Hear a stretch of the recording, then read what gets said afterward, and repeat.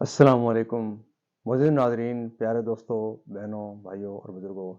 میں حافظ صفدر نواز ایڈوکیٹ آپ کو اپنے اسلامی چینل کے اندر خوش آمدید کہتا ہوں، اور ہر روز کی طرح آج بھی ہم انشاءاللہ 9واں پارہ سورہ الاعراف آیات نمبر 144 تا 148 تک کی تلاوت، ترجمہ اور تفسیر پڑھنے کی شرف حاصل کریں گے۔ تلاوت شروع کرنے سے پہلے ہم درود شریف پڑھتے ہیں، آپ بھی میرے ساتھ پڑھیں۔ اللهم صل على محمد وعلى آل محمد كما صليت على إبراهيم وعلى آل إبراهيم إنك حميد مجيد. اللهم بارك على محمد وعلى آل محمد كما باركت على إبراهيم وعلى آل إبراهيم إنك حميد مجيد. أما بعد فأعوذ بالله من الشيطان الرجيم. بسم الله الرحمن الرحيم. وكتبنا له في الألواح من كل شيء موعظة وتفصيلا لكل شيء فخذها بقوة وأمر قومك يأخذوا بأحسنها سأريكم دار الفاسقين. سأصرف عن آياتي الذين يتكبرون في الأرض بغير الحق وَإِن يَرَوْا كُلَّ آيَةٍ لَا يُؤْمِنُوا بِهَا وَإِن يَرَوْا سَبِيلَ الرُّشْدِ لَا يَتَّخِذُوهُ سَبِيلًا وَإِن يَرَوْا سَبِيلَ الْغَيِّ يَتَّخِذُوهُ سَبِيلًا. ذَلِكَ بِأَنَّهُمْ كَذَّبُوا بِآيَاتِنَا وَكَانُوا عَنْهَا غَافِلِينَ. وَالَّذِينَ كَذَّبُوا بِآيَاتِنَا وَلِقَاءِ الْآخِرَةِ حَبِطَتْ أَعْمَالُهُمْ هل يجزون إلا ما كانوا يعملون. واتخذ قوم موسى من بعده من خليهم عجلا جسدا له خوار ألم يروا أنه لا يكلمهم ولا يهديهم سبيلا اتخذوه وكانوا ظالمين.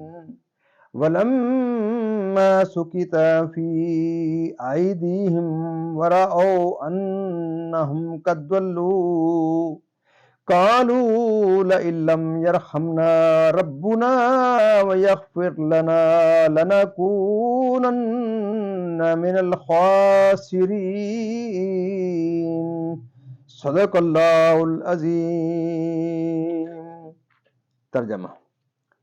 اور ہم نے اس کے لیے تختیوں میں لکھ دی ہر چیز کی نصیحت اور ہر چیز کی تفصیل، اور فرمایا اے موسیٰ اسے مضبوطی سے لے اور اپنی قوم کو حکم دے کہ اس کی اچھی باتیں اختیار کریں. ان قریب میں تمہیں دکھاؤں گا بے حکموں کا گھر، اور میں اپنی آیتوں سے انہیں پھیر دوں گا جو زمین میں ناحق اپنی بڑائی چاہتے ہیں، اور اگر سب نشانیاں دیکھیں ان پر ایمان نہ لائیں، اور اگر ہدایت کی راہ دیکھیں اس میں چلنا پسند نہ کریں، اور گمراہی کا راستہ نظر پڑے تو اس میں چلنے کو موجود ہو جائیں. یہ اس لیے کہ انہوں نے ہماری آیتیں جھٹلائیں اور ان سے بے خبر بنے، اور جنہوں نے ہماری آیتیں اور آخرت کے دربار کو جھٹلایا ان کا سب کیا دھرا کرت گیا.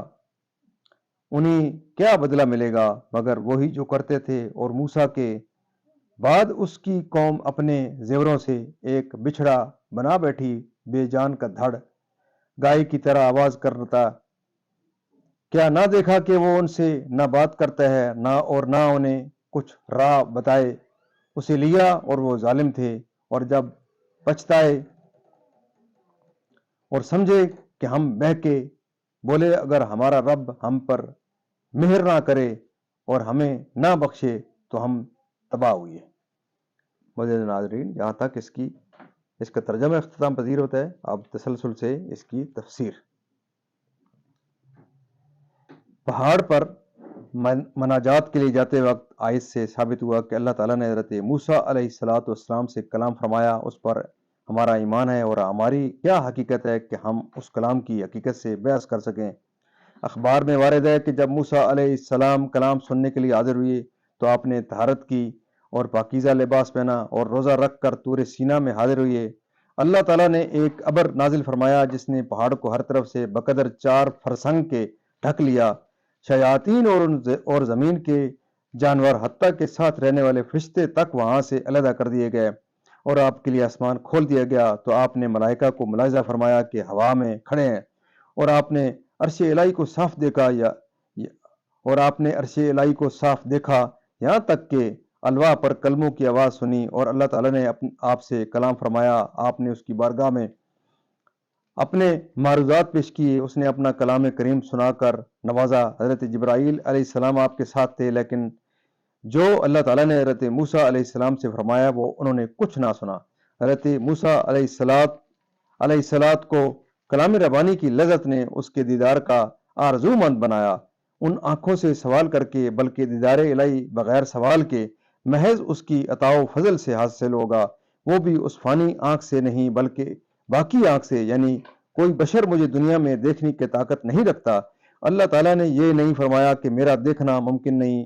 اس سے ثابت ہوا کہ دیدار الہی ممکن ہے اگرچہ دنیا میں نہ ہو، کیونکہ صحیح حدیثوں میں ہے کہ روز قیامت مومنین اپنے رب عز و جل کے دیدار سے فیض یاب کیے جائیں گے۔ علاوہ بری یہ کہ حضرت موسیٰ علیہ السلام عارف باللہ ہیں، اگر دیدار الہی ممکن نہ ہوتا تو آپ ہرگز سوال نہ فرماتے، اور پہاڑ کا ثابت رہنا امر ممکن ہے، کیونکہ اس کی نسبت فرمایا جعلہ دکا، اس کو پاش کر دیا۔ تو جو چیز اللہ تعالیٰ کی مجہول ہو اور جس کو وہ موجود فرمائے، ممکن ہے کہ وہ نہ موجود ہو، اگر اس کو نہ موجود کرے، کیونکہ وہ اپنے فعل میں مختار ہے۔ اس سے ثابت ہوا کہ پہاڑ کا استقرار امر ممکن ہے، محال نہیں، اور جو چیز امر ممکن پر معلق کی جائے وہ بھی ممکن ہی ہوتی ہے، محال نہیں ہوتی۔ لہذا دیدار الہی جس کو پہاڑ کے ثابت رہنے پر معلق فرمایا گیا وہ ممکن ہوا، تو ان کا قول باطل ہے جو اللہ تعالیٰ کا دیدار محال بتاتے ہیں۔ بنی اسرائیل میں سے توریت کی جو 7 یا 10 تھیں، زبر جد کی یا زمرد کی۔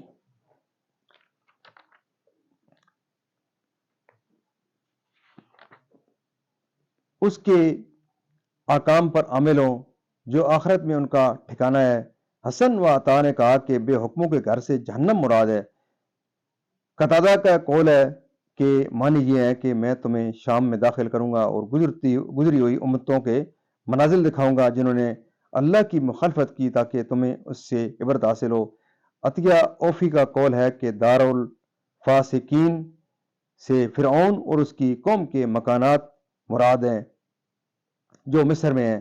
صدی کا قول ہے کہ اس سے منازل کفار مراد ہیں۔ کلبی نے کہا کہ عاد، سمود اور ہلاک شدہ امتوں کے منازل مراد ہیں جن پر عرب کے لوگ اپنے سفروں میں ہو کر گزرا کرتے تھے۔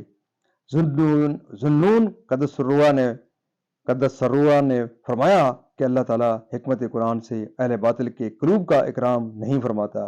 حضرت ابن عباس رضی اللہ تعالیٰ عنہما نے فرمایا مراد یہ ہے کہ جو لوگ میرے بندوں پر تجبر کرتے ہیں اور میرے اولیاء سے لڑتے ہیں، میں انہیں اپنے آیتوں کے قبول اور تصدیق سے پھیر دوں گا تاکہ وہ مجھ پر ایمان نہ لائیں۔ یہ ان کے انات کی سزا ہے کہ انہیں ہدایت سے محروم کیا گیا۔ یہی تکبر کا ثمر و متکبر کا انجام ہے۔ طور کی طرف اپنے رب کی مناجات کے لیے جانے کے جو انہوں نے قوم فرعون سے اپنی عید کے لیے رعایت لیے تھے، جو انہوں نے قوم فرعون سے اپنی عید کے لیے آرایت لیے تھے۔ معزز ناظرین، اللہ تعالیٰ کے فضل و کرم سے یہاں تک ہماری آج کی تفسیر بھی اختتام پذیر ہوتی ہے۔ اللہ تعالیٰ کے دربار کا ہم دعا کرتے ہیں اس کلام مقدس کے صدقے، حضور پاک صلی اللہ علیہ وسلم کی ذات برکات کے صدقے، کہ اللہ تعالیٰ ہمیں قرآن پاک پڑھنے، قرآن پاک کو سمجھ کر اور اس کے احکامات کے مطابق حضور پاک صلی اللہ علیہ وسلم کی پاک سیرت کے مطابق اور صحابہ کرام کے نقش قدم کے اوپر اللہ تعالیٰ ہمیں چلنے کی توفیق عطا فرمائے۔ اللہ تعالیٰ تمام پریشانیاں دور فرمائے، تمام بیماریوں کو شفائے کاملہ اللہ عطا فرمائے، اور اللہ تعالیٰ تمام مرحومین کو جنت الفردوس میں اعلیٰ بالا مقام عطا فرمائے۔ آپ معزز ناظرین سے یہ درخواست رہتی ہے کہ آپ اس ختم نبوت کے صدقے، اس پاک مقدس کلام کا جو یہ پیغام ہے، تو یہ اس آخری پیاری امت کے اوپر یہ ایک ہمارے اوپر بہت بڑا فریضہ ہے، تو ہم اس صدقہ جاریہ کے اندر آپ بھی اپنا ضرور حصہ شامل کریں، اس ویڈیو کو ضرور پورا دیکھیں تاکہ آپ کو قرآن پاک کی اس کلام کو سننے کا ایک آپ کو ثواب ملے گا، دوسرا آپ کو انشاءاللہ قرآن پاک کو سمجھنے اور اس پر عمل کرنے کا بھی انشاءاللہ آپ کو پورا ثواب ملے گا۔ تو آپ خود دیکھیں، اپنے بچوں کو، اپنے عزیز اقربا کو، جہاں تک آپ اس آواز کو پہنچا سکتے ہیں ضرور دیکھیں۔ ویڈیو کو لائک، شیئر اور سبسکرائب ضرور کیا کریں، اور جس کو بھی آپ کہتے ہیں اس کو ضرور اس کے بیل والے آئیکن کو ضرور آپ پریس کریں تاکہ یہ زیادہ سے زیادہ لوگ اس سے استفادہ حاصل کر سکیں۔ اللہ تعالیٰ آپ کو اس کار خیر کے اندر قبول فرمائے، اور اللہ تعالیٰ آپ کو نیک کام کرنے کی توفیق عطا فرمائے تاکہ آپ اس کو زیادہ سے زیادہ اس ویڈیو کے پھیلانے میں اپنا کردار ادا کر سکیں۔ آمین ثم آمین۔